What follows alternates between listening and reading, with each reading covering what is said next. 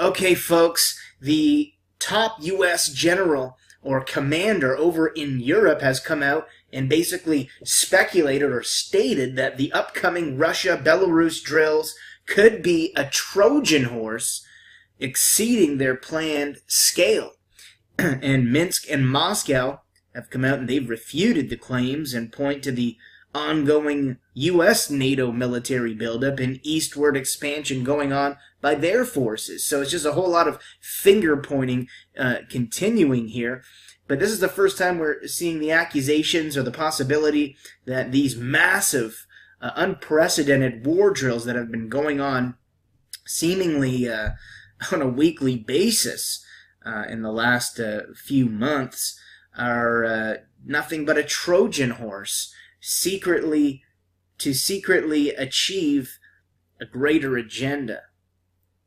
And it says here in a quote from Lieutenant General Ben Hodges, who's the commander of the U.S. Army forces over in Europe, and he told reports coming out of Reuters on Thursday that people are worried that this is a Trojan horse.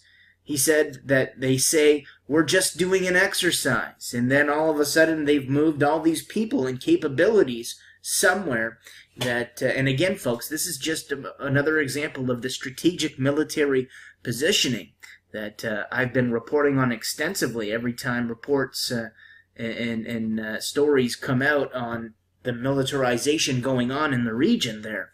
That, as I said before, is reminiscent of Cold War era actions. And Hodges, he came out and he was basically referring to the Zapad 2017 exercises involving Russian and Belarus troops, which is to take place in Belarus in September, while acknowledging that he said there are no indications that Russia has any plans beyond the drills, but he just simply repeated his previous call on Moscow to be more open to calm NATO and their allies.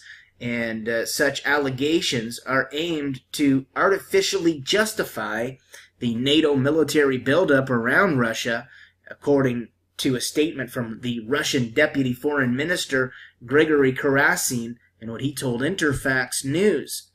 Now, Hodges was not the first to express concern over the drills. Back on Monday, Polish ambassador to the U.S., Piotr Wilczek, claimed the maneuvers are potentially dangerous for Ukraine and other countries in the region, and the Baltic states seem to be especially agitated, with Estonia planning to host more U.S. and other allied troops in light of these recent drills. Earlier, Lithuania issued a report claiming that Zapad 2017 may result in a provocation against the country. And on Wednesday, a Russian envoy to NATO,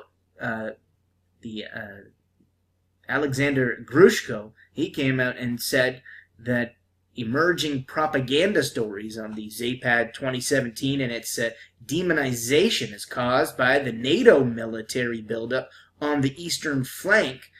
And that's what he was reported as saying. And in a direct quote, Grushko said, and I'll read it to you, if NATO countries are really concerned about the unstable situation in the region, then firstly what they need to do is to curtail their own military activities, which are groundless and contradict the real security needs. And Moscow and Minsk have repeatedly refuted speculation surrounding the planned war games, as this isn't the first time that the idea has been brought up, but this is the first time it has been basically officially charged and officially reported and put out there as a headline.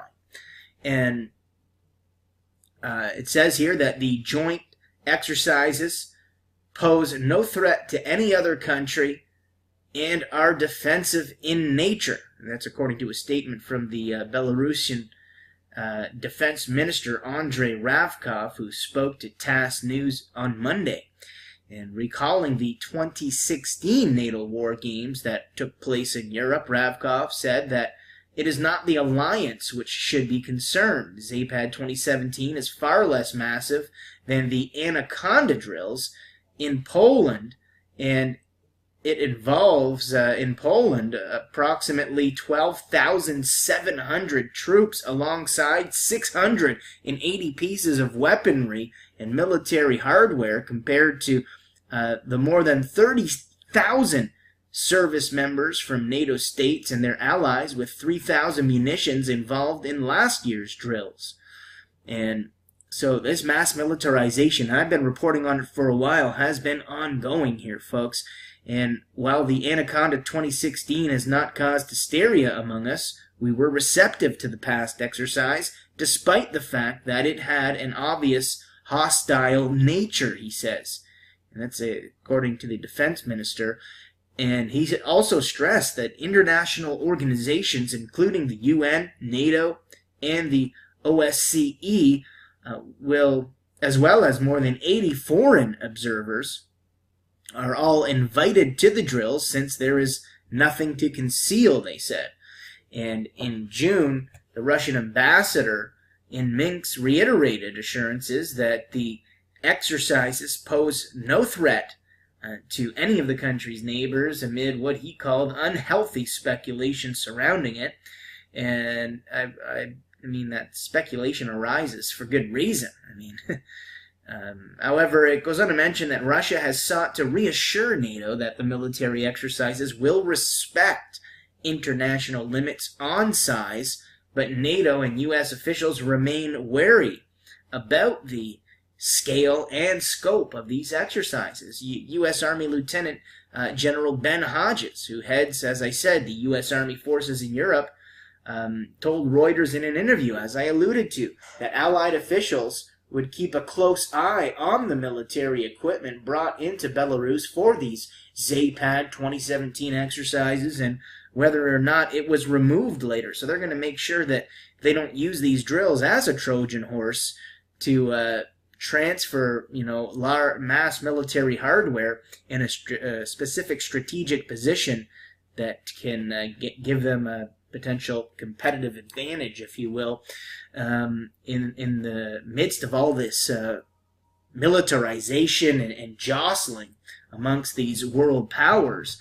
And a senior Russian diplomat actually came out and strongly rejected the allegations that Moscow could leave military equipment in Belarus.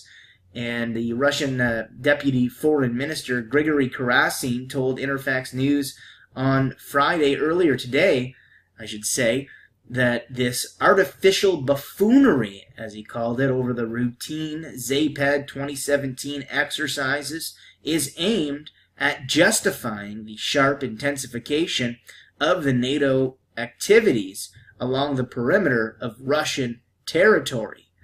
And so he's saying, hey, they're just hyping this up here and creating this hysteria so they can justify more mass militarization on Russia's borders and hype up this perceived Russian threat.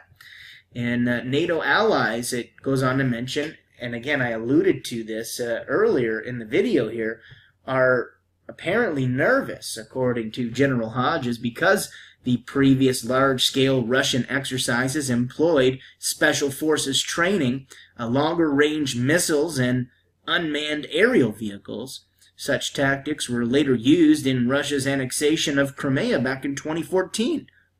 And its support for separatists there in eastern Ukraine and its intervention in Syria, NATO diplomats say. But of course, NATO is going to spin it in that way. Yes, Russia's been very involved, so has NATO.